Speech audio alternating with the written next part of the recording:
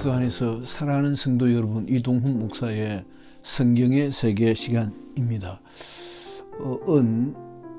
지난 주일에 이어서 오늘도 12월 둘째 주를 실감합니다. 날씨가 무척 춥게 시작했었는데 12월 둘째 주는 봄날이다 라고 하면서 기상이변이라고 할 정도로 아주 따뜻한 날씨가 되었습니다. 애청하시는 성도 여러분들께도 춥든 덥든 건강에 유의하셔서 은혜 충만한 생활 하시기를 바랍니다. 오늘 살펴보고자 하는 것은 시몬 김기동 목사의 인자가 온 것은 이어서 부록이라고 생각하면 되겠습니다.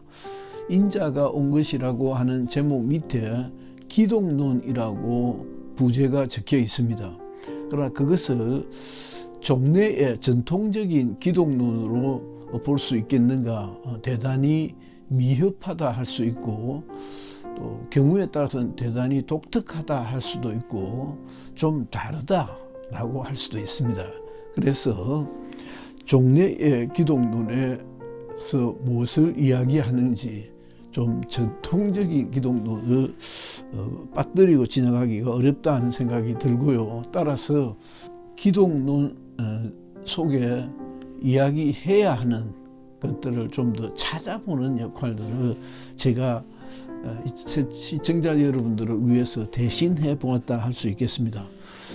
따라서 이어서 인자가 온 것은 그 7개 항목이 있었는데 7개 항목에 이어서 좀 살펴보고 다음 주에는 7개 항목 외에 또 살펴본 것 플러스 제가 보던 이동훈 목사가 보는 기독론을 아주 심플하면서도 좀 필수적인 필요 불가결한 그런 것들을 살펴보면 어떨까. 그러면 이래저래 좀 부족한 것들을 채워갈 수 있지 않을까 하는 생각이 듭니다. 인자가 온 것은 하는 그 항목 7개 항목은 성경 구절을 중심으로 7개 항목으로 나누어 본 것입니다. 그 나누어 본 것에 예를 들어서 대속물로 주려 오심이라고 하고 또 뭐 어떻게 오심하고 성경에 있는 표현 그대로를 빌려와서 인자가 온 것은 이러이러하다라고 7개로 본 것이고, 거기에 이어서 제가 오늘 첫째 마태복음 10장 34절 내가 세상에 화평을 주러 온 줄로 생각지 말라 화평이 아니요 검을 주러 왔노라 하고, 역시 여기에도 예수께서 인자로 오셔서 내가 왔다 라고 이렇게 오신 이유를 밝힌 부분입니다. 이와 같이 밝힌 부분들을 하나 둘 셋 넷 아직 살펴보고 또 다음 주에는 조금 해석학적인 예수께서 이 땅에 오신 것들을 살펴보면 어떨까. 그러면 거진 필요한 것들을 빠뜨리지 않고 고찰해 볼 수 있겠다 싶습니다. 자, 예수 오신 것은 검을 주러 오셨다라고 했습니다. 그 검을 주러 오셨다 하기 이전에 화평을 주러 오셨지 아니했다라고, 그래서 not but, not 화평을 주러 오신 것이 아니라 but 검을 주러 오셨다라고 매번 요한복음 17장 또 요한복음 17장 18절 19절 또 고린도전서 요한복음 12장 46절 등등도 마찬가지입니다. 나빠 이렇게 되어 있습니다. 무엇은 아니고 무엇하러 오셨다라고 서로 비교하고 있습니다. 비교하고 있다는 것은 예수의 오신 목적이 이렇게 비교할 수밖에 없는 상대적 비교할 수밖에 없는 비교 가능한 비교해야만 하는 성격을 가지고 있다라고 볼 수 있겠습니다. 그래서 첫째는 화평을 주러 오신 것이 아니고 검을 주러 오셨다. 그럼 화평이 아니고 검은 무슨 말인가? 예수 오신 것은 우리가 쉽게 생각하는 것처럼 그저 좋은 말하고 좋게 사이좋게 지내고, 지금 당장에도 오늘도 주일에 제가 그런 얘기를 잠깐 했습니다만은, 잠깐 했지만은 아주 심각하게 얘기를 했습니다만은, 지구상 저쪽에는 러시아와 우크라이나가 2년째 죽기 살기로 전쟁을 하고 있고, 또 이쪽 중동 지역에서는 이스라엘과 이슬람 무장단체라고 하는 하마스가 많은 사상자를 배출하고 역시 죽기 살기로, 하마스는 이스라엘은 지구상에서 없어져야 하는 국가라 생각하고, 이스라엘은 하마스를 없어져야 하는 그 가자 지역이라는 그 지역에서, 이스라엘 땅이라고 생각하는 그 지역에서 영구히 퇴출되어져야 하는 지역 존재들이라 생각을 합니다. 왜냐? 서로 원수로 생각하기 때문입니다. 어떻게 좀 비꼬아서 이야기하면 땅 따먹기를 하고 있지만은, 러시아와 우크라이나도 마찬가지고 이스라엘과 하마스도 마찬가지입니다. 그 땅 따먹기는 구약 성경 전체적으로 그려져 있고, 또 성경 전체적으로도 예수 오신 것은, 예수께서 이루시고자 하는 것은 하나님의 나라를 세우려 하십니다 라고 할 때, 하나님의 나라가 공짜로 세워지는 것은 아니고, 하나님의 나라라고 하는 영적 공간 혹은 심리적 공간 혹은 역사적 공간을 필요로 하는 것입니다. 그 공간을 얻기 위해서는 꼭 화평으로서만 되는 것은 아니다. 그 공간을 얻기 위해서는 전쟁이 필요한데, 그 전쟁을 하기 위해서는 금을 주러 오셨다라고 했습니다. 물론 그런 뜻으로 제한되는 것은 아닙니다. 그래서 예수 오신 것은 이 세상에 화평을 주러 오신 것이 아니고, 그저 좋게 넘어갈 수 있는 일은 아니고, 그는 싸워 이겨야 하는 방편인 금을 주러 오셨다. 그래서 예수의 금을 가져야, 예수께서 주시는 성령의 금을 가져야 우리가 악한 무리로부터 보호를 받을 수 있고 자신을 지킬 수가 있다라고 하는 점입니다. 예수 오신 것은 이 험악한 세상에서 싸워 이길 수 있는 금을 주러 오셨다. 그럼 우리는 당연히 예수의 금을, 예수께서 주시는 성령의 금을 가져야 되구나라고 하는 결론에 도달할 수 있겠습니다. 물론 이와 관련해서 무엇이 화평이고 무엇이 금이고 또 어떻게 하는 방법론까지 장황하게 늘어놓을 수 있겠습니다만은, 그것보다는 시므온의 인자가 온 것이라고 하는 책이 성경 관련된 성경 단어를, 성경 구절을 중심으로 했던 것처럼, 저도 마태복음 10장 34절을 소개하면서 예수 오신 것은 단순히 좋고 좋은 화평을 주러 오신 것이 아니고 악한 원수를 싸워 이길 수 있는 금을 주러 오셨다는 것으로 매듭을 짓고자 합니다. 두 번째는 요한복음 17장 18절입니다. 아버지께서 나를 세상에 보내신 것 같이 나도 그들을 세상에 보내었고 합니다. 인상 깊죠. 앞서도 예수 오신 것은 이 세상을 이길 수 있는, 내가 세상에 화평을 주러 온 것이 아니오라고 세상이라는 단어를 호출하시더니, 다시 요한복음 17장 18절에도 아버지께서 나를 세상에 보내신 것은 나도 그들을 세상에 보내었고 라고, 예수 이 세상에 오신 것은 우리를 이 세상에 보내시기 위하여 오셨다라고 하십니다.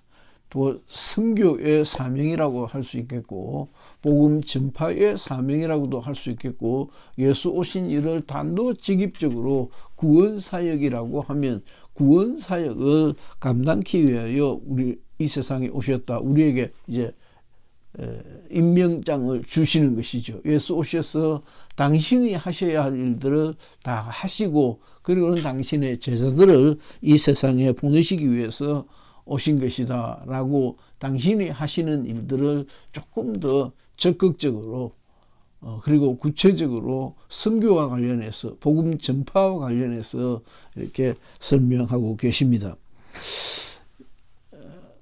제가 전도에 관한 선교에 관한 복음 전파에 관한 설교를 할 때마다 늘 그렇습니다. 늘 그렇네요. 예외 없이 처음 신앙생활을 하고 얼마나 전도하려고 애썼던지 전도에 대한 이미지를 떠나서는 신앙생활을 거의 할 수가 없었던 예수 믿자 어린 학생의 마음속에 나도 전도해야 된다 하는 전도자의 사명이 딱 갇혀 있는 것을 느낄 수 있었습니다. 그렇습니다. 우리에게는 이 세상으로 보내어져야 하는 사명자의 파견자의 임무가 있다라고 하는 것입니다. 그 임무를 주시려고 예수 오셨다. 그래서 그 임무를 받은 우리들도 그 임무를 또 다른 제자들을 찾아서 임명장을 주고 위임을 시키고 훈련을 시키고 해야 하지 않는가 하는 생각이 듭니다.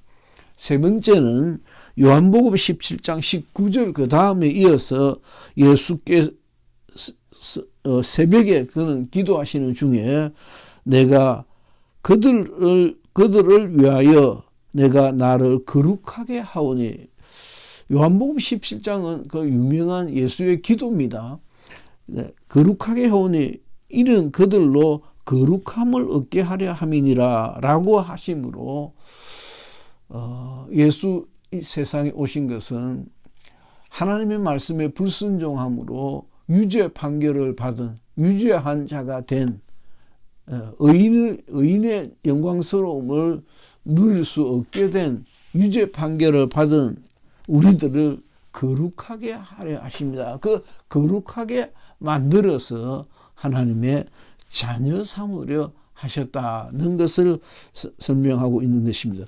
예수의 기도 중에 바로 그와 같은 표현이 아주 명징하게 나타나 있습니다. 내가 그들을 위하여 내가 나를 거룩하게 하고 당신이 스스로를 거룩하게 하심을 입은 것 같이 또한 우리로 하여금 거룩함을 얻게 하려 하심이라 라고 하면서 참 가슴 뭉클한 이야기죠. 우리가 신앙생활을 시작하면서 제가 조금 전에 전도의 사명 또 선교의 사명 얘기했지만은 선교의 사명 못지않게 우리 마음속에 거룩한 삶을 살아야 된다라고 하는 큰 뭐랄까요 좀 무거운 의미로 생각하면 큰 짐을 지고 또 가볍게 생각하더라도 나는 거룩한 하나님의 자녀다. 거룩한 삶을 살아야 된다라고 하는 큰 짐을 가지고 있지 않습니까? 그래서 물론 거기에 대한 신학적 해석들은 조금 더 자유로운 모습으로 재해석하고 적용하고 하는 일들도 있기는 했습니다만은 하여튼 오늘은 첫 번째 예수 이 세상에 살아가는 여러분들을 위해서 또 저를 위해서 금을 주려 오셨다라고 말씀드렸고 이 세상에 우리를 보내려 하시는 파견의 사명을 주셨고 세 번째는 거룩하게 하려 오셨다라고 했습니다. 네 번째는 요한복음 12장 46절에 나는 빛으로 세상에 왔나니 또 세상이라는 말이 나옵니다. 나는 빛으로 세상에 왔나니 무릇 나를 믿는 자로 어둠에 거하지 않게 하려 함이로다. 이도 빛과 어두움이 대비가 되어져 있습니다. 제일 처음에는 화평과 금이 대비가 되더니만 두 번째는 보내는 자와 보냄을 받는 자로 대비가 되더니만 세 번째는 거룩한 자와 거룩하지 않는 자로 거룩하지 않는 세상에서 거룩함을 있게 하려 하신다라고 대비를 시키십니다.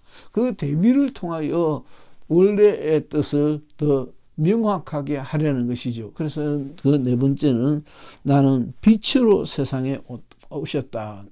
예수 오신 것은 예수는 빛으로 세상에 오셨는데 무릇 나를 믿는 자로 하여금 어둠에 거하지 않게 하려 하신다. 예수 믿는 저와 여러분들은 어둠에 거하는 자가 아니요, 우리는 어둠을 물리치는, 주의 이름으로 더러운 귀신을 쫓고 악한 원수들을 제압함으로 어둠에 거하지 아니하고 어둠에 거하는 자들을 자유케 하고 해방시키려 하는 사명을 가지고 있는 것입니다. 이와 같이 오늘은 네 가지로 검을 주러 오셨다는 것과 파견자로 오셨다, 파견시키러 오셨다 하는 선교의 사명자로 우리를 세우셨다는 것과 거룩하게 하셨다는 것과 어둠에 거하지 않게 라고 하십니다. 같은 것들로 가슴에 새기면서 예수 오신 것은 그야말로 인자가 오신 것은 또 그야말로 기독론의 중요한 의미는 이와 같은 의미들을 담고 있다라고 하는 것으로 오늘의 말씀을 정리하고자 합니다. 경청해 주셔서 감사합니다. 이동훈 목사의 성경의 세계 시간이었습니다.